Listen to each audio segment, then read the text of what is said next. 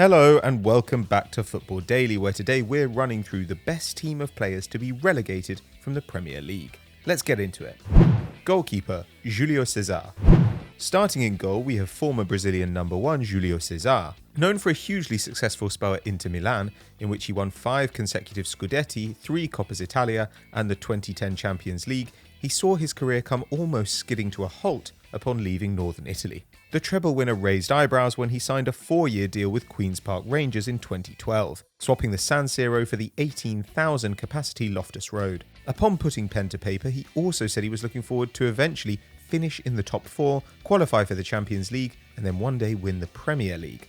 But that's not quite how it all panned out for the former Seleção starter. Just 8 months after his debut for the R's, he finished bottom of the Prem with just 4 wins and 25 points, not even picking up a victory until mid-December. And with only 24 appearances and barely a handful of clean sheets to his name, Cesare's time in London was over. Frozen out of the squad in the Championship, he moved on loan to Toronto FC before permanently departing for Benfica, giving him another brief taste of continental football. Defender, Stuart Pearce. England's best left-back for a generation, Stuart Pearce defined the era where all that mattered in football in this country was hard work, grit and passion. Yet despite having these attributes in abundance, for some reason he was part of a squad that got relegated not just once in the 1990s, but twice. A non-league footballer until his early 20s, Pearce made the move to the big time when Brian Clough's Nottingham Forest paid £300,000 for him in the mid-80s, where for a short while he still continued to advertise himself as an electrician in the matchday programme. Soon though he was an England starter, keeping his place in the starting lineup as Forest suffered relegation in the first ever Premier League season in 1993. His header secured promotion back to the Promised Land a season later, but in 1996 things took a surprising turn, as Pearce was named as player manager following Frank Clark's sacking. After embarrassingly forgetting to name a goalkeeper in his first game, fortunes didn't improve as Forest finished bottom yet again. After leaving Nottingham, Psycho went on to make 202 Premier League appearances, featuring for Newcastle, West Ham and Manchester City. Defender, Des Walker. From the same era as Pearce is his former Forest teammate Des Walker. Not only was Walker recognised as one of the best centre-backs of his time, but one of the best players in England too. He made his name in Nottingham before Sven-Göran Eriksson signed him for Sampdoria in 1992. However, a year later he was back home, this time representing Sheffield Wednesday. One of the best markers and tacklers of his time, Walker was renowned for rarely picking up cards, despite the sliding tackle being a key component of his game, and was named in the PFA Team of the Year 4 times in his career. And when he achieved his 50th England cap, no other player had done so as quickly, with Walker achieving it little over 4 years after his debut. Part of the iconic Italia 90 side that reached the World Cup semi-finals, it was a decade later that effectively signalled the end for Walker. The 99-2000 season saw his Owls spend the entire campaign in the drop zone as they went down. After an entire career spent in the top flight, 35-year-old Walker would never play at that level again, ultimately ending his career with the same team he started at. Defender, Lucas Radebe. Now it was almost inevitable that we were going to include someone from the Leeds United side of 2003-04. This was a side that had Paul Robinson in goal and the likes of Ian Hart, Mark Viduka, Alan Smith and the ageless James Milner in key roles. However, the person we've gone for here is the white centre-back, Lucas Radebe. Radebe grew up in the infamous Soweto township in South Africa and started his career with Kaizer Chiefs before making the move to Yorkshire in 1994. He became the heart of the defence at Ellen Road, and it could be argued that it was his bad luck with injuries towards the end of his football life which contributed to Leeds' downfall. Financial mismanagement was of course the underlying reason for their slide from Champions League to the Championship, but a series of knee and ankle injuries for Radebe limited him to just 36 appearances in his final 4 years with Leeds. A cult hero with the club's fans, Radebe ultimately made over 250 appearances in their famous white strip and was the most iconic member of that relegated squad. Defender, Fabrizio Coloccini. When a team of Newcastle United's magnitude gets relegated, you're obviously going to find some big names on the team sheet. After their dismal 2008-09 campaign, a year in which they had 5 different managers, players such as Obafemi Martins, Michael Owen and Damien Duff contributed to their lowly points haul of just 34. Only one player though was a constant feature in that season and when they suffered the same fate in 2016, Fabrizio Coloccini. The Argentinian, who holds a record of 1 game, 1 goal for Boca Juniors, moved to the northeast from Deportivo La Coruña for over £10 million in the summer of 2008 and made 34 appearances as they dropped out of the top tier. He became a Toon icon the following year as he stuck around at St James's Park to lead them to an immediate Premier League return. Named club captain in 2011, Colaccini, who won 39 international caps, was a mainstay in the heart of the Magpies' defence, making 275 appearances in his 8 years with the club. Add to that a PFA Team of the Year award in 2012 and you have the makings of a solid Premier League centre-back, who unfortunately suffered 2 relegations in his time in England. Midfielder, Xherdan Shaqiri.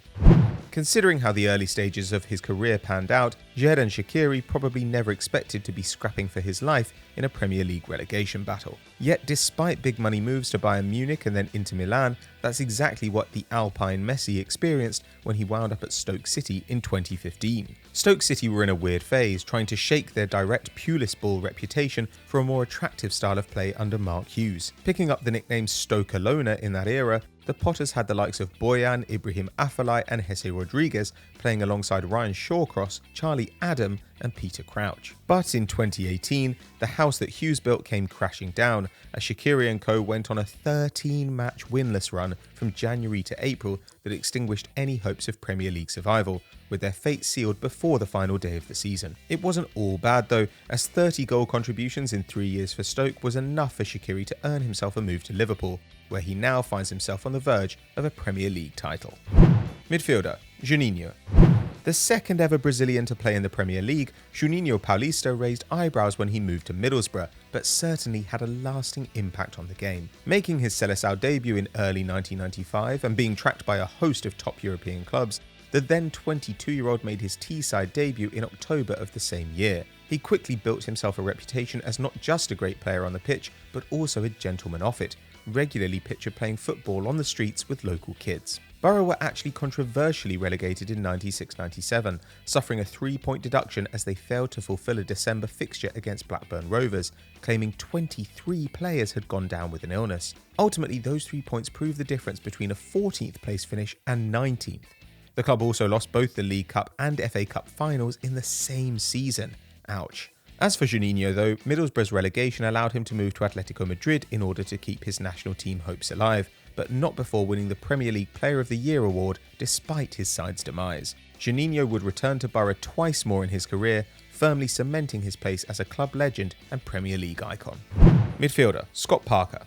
To have been relegated from the Premier League 3 times but still feature in this squad shows how good Scott Parker really was. He suffered his first fate in 1999 with Charlton Athletic, but featured just a handful of times as he was making his professional breakthrough. His most high-profile relegation came 12 years later when he was at West Ham. It was during the 2010-11 season that his performance levels led to him being one of the top holding midfielders in the division and a regular England starter, despite the Hammers spending the entire season in the drop zone. Parker ended that campaign with a Player of the Month award, the Football Writers Player of the Year award, his 3rd consecutive Hammer of the Year title, and the England Player of the Year award for 2011.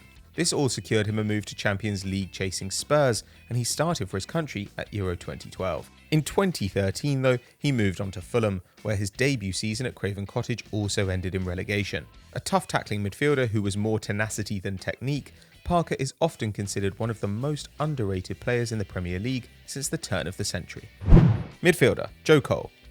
Now, we simply couldn't complete this list without a member of that infamous West Ham 2002-03 side that went down with a record 42 points. David James, Michael Carrick, Paolo Di Canio, Jermaine Defoe and Freddie Canute, amongst others, featured at Upton Park that season, and one defeat in their last 11 matches that campaign was not enough to maintain Premier League status. And from that squad, we've picked out Joe Cole for both his importance to the team and his subsequent career. Making his debut in '99 and already racking up 150 appearances by the time he left East London as a 21-year-old, West Ham's captain was widely regarded as the defining talent from that golden era at the club.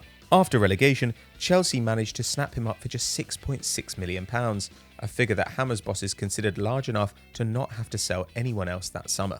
Cole went on to have a successful, if understated, career, but while at Stamford Bridge he did win 3 Premier League titles and 2 FA Cups, before spells at Liverpool and Lille, as well as a welcome return to West Ham.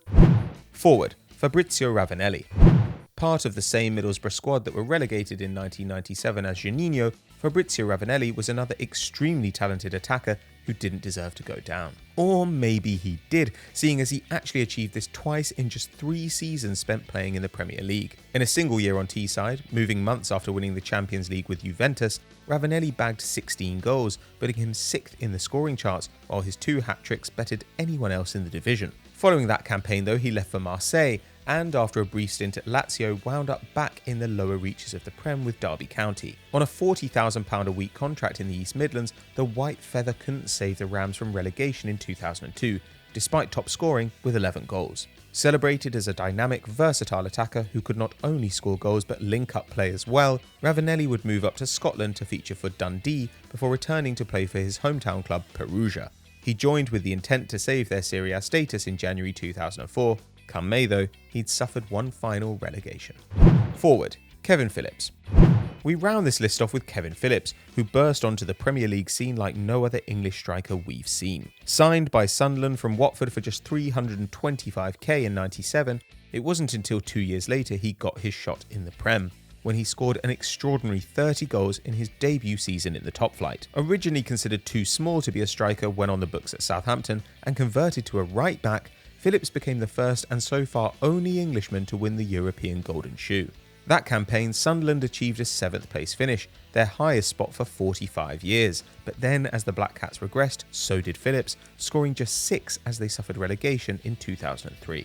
Unsurprisingly, he stayed in the Premier League, moving back to Southampton. He netted 12 in his first season at St Mary's, but the subsequent campaign, despite striking up a little and large partnership with Peter Crouch, Phillips was yet again relegated.